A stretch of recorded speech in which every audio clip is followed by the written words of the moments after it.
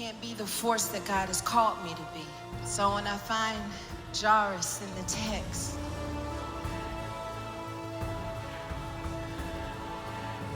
this message, girl, get up, is kind of near and dear to my heart, and not just because it's how I wake my daughter up around April in the school year. I don't know if you're like me, but like when school starts in August, I am like that mom. I pack the snacks before night. I make breakfast in the morning, like a full-on breakfast. Like by April, she's gotten on my nerves, and I'm like, girl, get up. You've rolled over so many times. It's time for you to get out of the bed.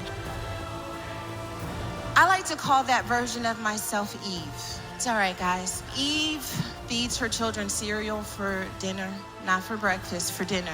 Oh yeah, she's really a shaky individual, that Eve that's down on the inside of me. She's not pleasant when she goes to the gym, when she sees the girl who's back there running and her ponytail's all swinging, and she's having a full-on conversation while I can barely get past 3 on the treadmill.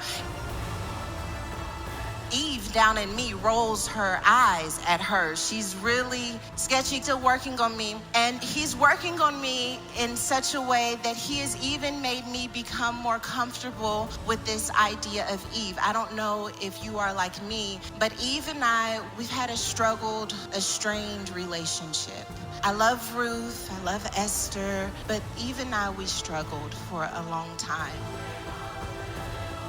Because when I look back over my own life, I see all of these times where I knew better, but I didn't do better. And all of this time, I've been accusing Eve as if I live on some type of high horse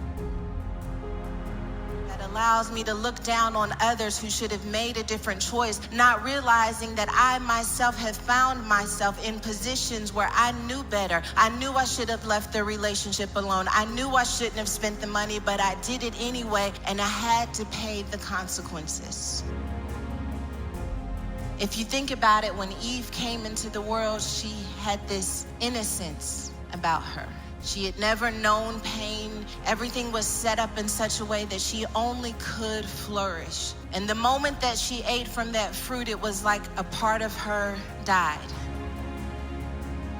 I guess when he said, if you eat from the fruit, that you will surely die, because there was a part of her that she could never access again because she ate from the fruit. I call that casket that follows us into our relationships, into our worlds, into our societies and cultures. We're all carrying a casket. We're carrying this moment that forever shifted how we saw the world. We're carrying this moment that forever changed our ability to be innocent and carefree, because pain met us, and when pain met us, it changed us. It would be one thing to just have a casket, but Eve has to deal with the issue of carrying a casket and a curse. That part of her died, and it wasn't enough for it to be dead, but now she's dealing with the curse attached to the casket. Let me make it plain for you, Free Chapel. It's like you end up in a bad relationship, and the bad relationship changes the way you see every other man after that relationship. The relationship was the casket, but your shift in perspective was the curse.